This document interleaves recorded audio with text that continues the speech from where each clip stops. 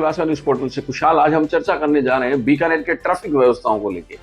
बीकानेर में अब ट्रैफिक व्यवस्थाएं इस कदर जो है बेपटरी हो चुकी हैं, जिसका मतलब किसी भी तरीके से इलाज संभव नजर नहीं आ रहा, ना प्रशासन इस ओर ध्यान देता नजर आ रहा है।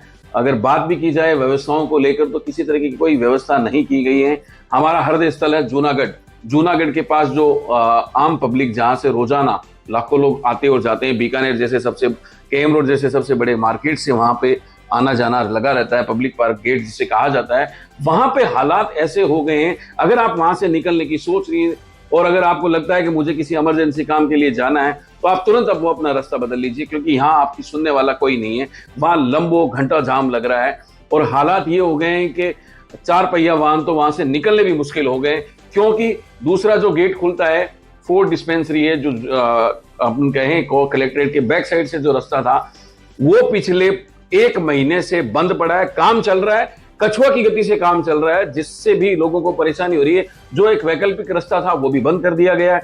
कोर्ट से जो रास्ते हैं वो भी बुरी तरह से जाम पड़े रहते हैं, तो हालात बहुत बुरे हैं। मैं एक और रास्ते की बात करना चाह रहा हूं।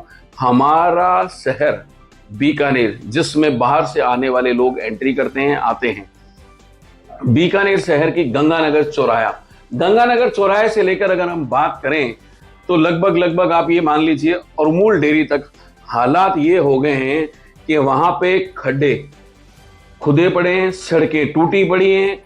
मतलब राहगीर अगर कोई गलती से एक बाइक से या 2 व्हीलर से हो और वो पास में से कोई 4 व्हीलर गुजर रही है और उसको कहीं क्रॉस करने की सोचे या साइड आने की सोचे तो शायद उसका एक्सीडेंट हो सकता है, वो ट्रक के नीचे आ सकते हैं। लेकिन मुझे लगता है प्रशासन तब ही जागेगा जब कोई मरेगा, क्योंकि जब तक कोई मरता नहीं है तब तक कोई आगे आता नहीं है। तो उसके बाद धरने लगाने से अच्छा है कि आप आज ही धरने लगाएं, ऐसे अपना विरोध प्रदर्शन करें, क्योंकि सड़कों के हालात बहुत बुरे हैं। उरमूल डेयरी के पास पिछले 5 दिन में सड़क खोदी गई है और जितनी सड़क खोदी गई है, जितना काम किया गया है, उसके हालात ये हैं कि वो काम जेसीबी से हो रहा है और लग ऐसे रहा है जैसे लेबर क्लास 10 लेबर का काम कर रही हो, 10 लेबर वहां लगी हुई हो। दोपहर के बाद काम बंद हो जाता है, 1 से 1.5 घंटे काम करते हैं। पीडब्ल्यूडी के अधिकारी इतने कामचोर हैं इस मामले में, इतने वो मतलब बेगैरत हैं, काम नहीं करते हैं। मैं बिल्कुल उन पे ना कटाक्ष करना चाहता हूं, कहना चाहता हूं उनको सुधर जाइए। ये जनता बहुत सहन कर चुकी है अब, क्योंकि हालात ये हैं कि कछुए की गति से भी धीरे काम हो रहा है। गंगानगर उरमूल जो प्लांट है उसके पास में सड़क बने, पहले सड़क बनी नहीं तब 1.5 महीना बंद रखी, फिर उसको खोदा गया तब 1-1.5 महीने बंद रखी। अब सड़क बन के तैयार है, जिसको खोलना चाहिए वो पिछले 20 दिन से पानी भरने के नाम से बस भर के छोड़ दी है। वहां हालात ये हो गए हैं कि मच्छर पनपने लगे हैं, डेंगू का खतरा भी वहां पे जो है मंडराने लगा है आसपास के लोगों को।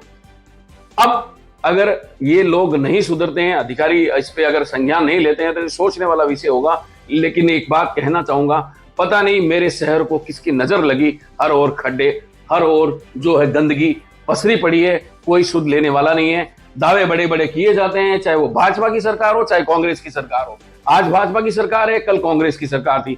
बीजेपी वाले कह देते हैं पहले कांग्रेस का मैटर था, कांग्रेस वाले कह देते हैं बीजेपी का मैटर है। इस शहर का हमारा कहते हैं मारवाड़ी में कोई धनी दोरी नहीं है, ये बिल्कुल सच होता नजर आता है। एक भी पॉलिटिशियन, एक भी लीडर इस बात की जिम्मेदारी लेने को तैयार नहीं है। इस बात से एक पता चलता है कि जो गंगानगर चौराहे से पहले जो वेटनरी सर्किल है, वेटनरी सर्किल से लेके मेयर हाउस तक भी खड्डे पड़े हैं। पूर्व चुनाव लड़ चुके डॉक्टर तनवीर मालावत, उनके घर के आगे करीबन 2.5 फुट का खड्डा है, आज तक उनसे नहीं भरा गया। ना उनको किसी अधिकारियों ने फोन लगा कि ये सोचा कि इस गड्ढे को भरवा दें, जबकि लोग रोजाना वहां परेशान होते हैं। पूरी रोड खुदी पड़ी है।